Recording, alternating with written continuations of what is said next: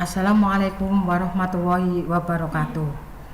Selamat pagi anak-anak, selamat berjumpa kembali dengan Bu Ati pada mata pelajaran Bahasa Indonesia. Untuk pembelajaran hari ini, Bu Ati akan menyampaikan materi tentang debat, yaitu kelas 10 untuk semester 2.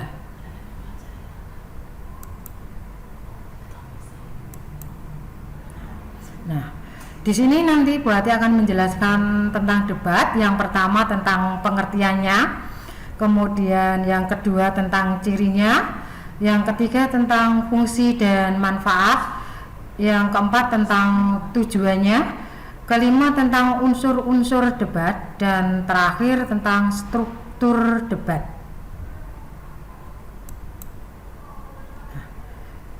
Apa itu pengertian dari debat? Nah, tentunya anak-anak juga sudah pernah mendengar yang namanya debat. Kalau di dalam bahasa Jawa itu biasanya kalau yang namanya debat itu padu ya.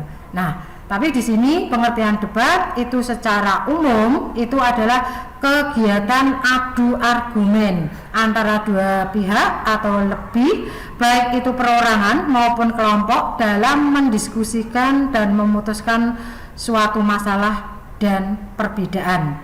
Itulah yang disebut dengan pengertian debat. Jadi debat itu bukan hanya sembarang padu atau hanya sembarang berdebat kusir kalau di dalam kehidupan sehari-hari, tetapi di sini harus ada suatu keputusan, memutuskan suatu masalah dalam perbedaan.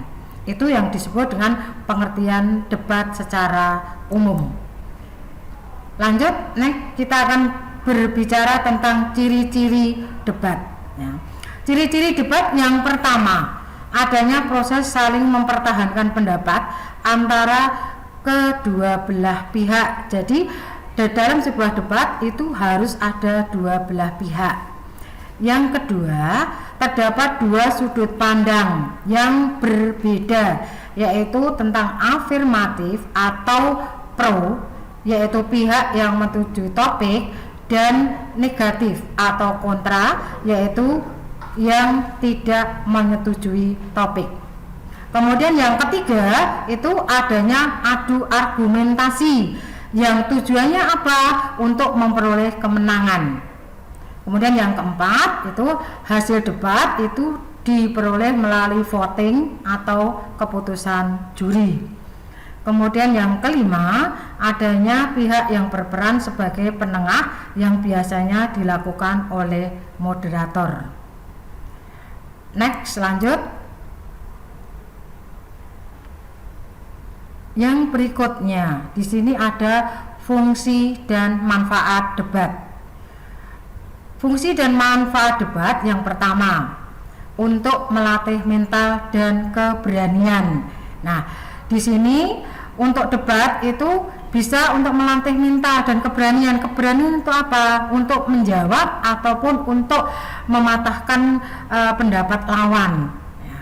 Kemudian yang kedua, di situ untuk meningkatkan kemampuan solutif. Artinya kemampuan untuk mencari solusi, di mana dalam suatu masalah itu pasti harus ada solusinya.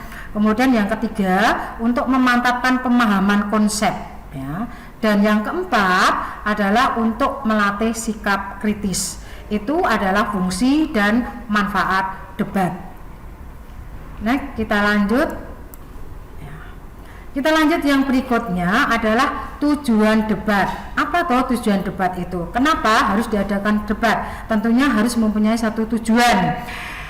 Tujuan yang pertama yaitu melatih keberanian untuk mengemukakan pendapat. Di dalam sebuah debat itu karena ada dua belah pihak yang berdebat atau ada dua belah pihak yang pro dan kontra, tentunya harus bisa mengemukakan pendapat masing-masing, ya, baik itu yang pro maupun yang kontra. Kemudian yang kedua, untuk melatih mematahkan pendapat lawan. Artinya di sini semua pendapat, baik itu pendapat yang pro dan kontra, itu harus bisa masing-masing harus bisa dipatahkan atau mematahkan pendapat lawan. Kemudian yang ketiga, meningkatkan kemampuan merespon suatu masalah. Artinya di dalam suatu debat itu tentunya ada masalah. Jadi harus mampu untuk merespon, melakukan suatu tindakan yang bisa menyelesaikan suatu masalah tersebut. Kemudian yang keempat adalah memantapkan pemahaman konsep seseorang terhadap materi atau penalaran. Ya, jadi di sini nanti harus paham apa konsepnya dari materi yang kita perdebatkan. Kemudian yang kelima itu adalah melatih seseorang bersikap kritis. Artinya di dalam sebuah debat itu tentunya ada sikap yang harus seseorang itu harus cepat tanggap dengan suatu masalah. Itu yang disebut dengan bersikap kritis. Itu tadi adalah tujuan debat. Nah, kita lanjut lagi.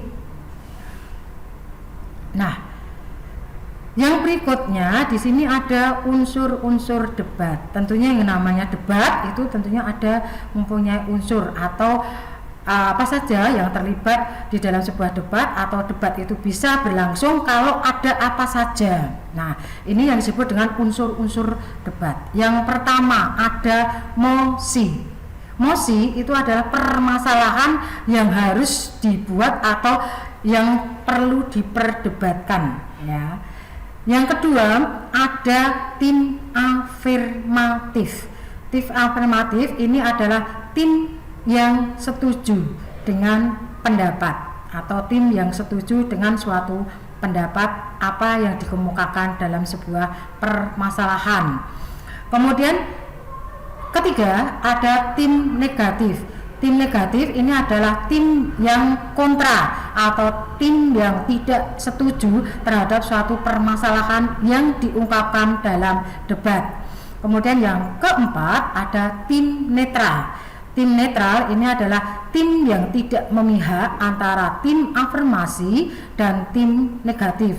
Jadi tim netral ini nanti yang bertindak sebagai tim penengahnya. Baik ini nanti ditinjau dari segi yang menolak maupun dari pihak yang negatif. Kemudian yang kelima ada moderator. Moderator ini adalah pemimpin jalannya suatu perdebatan, di mana di sini yang mengendalikan semua perdebatan itu adalah moderatornya. Kemudian yang terakhir ada penulis. Nah, penulis di sini nanti yang mengabadikan semua hal yang terjadi dalam sebuah debat. Baik itu dari tim afirmasi, negatif, netral, itu nanti semua ditulis oleh sang penulis. Itu tadi unsur-unsur yang harus ada di dalam sebuah debat. Jadi kalau dari keenam unsur ini ada salah satu yang tidak ada, berarti debat itu nanti tidak akan terjadi. Nah, kemudian lanjut, ya, yang terakhir di sini yang akan buat dibahas adalah tentang struktur debat.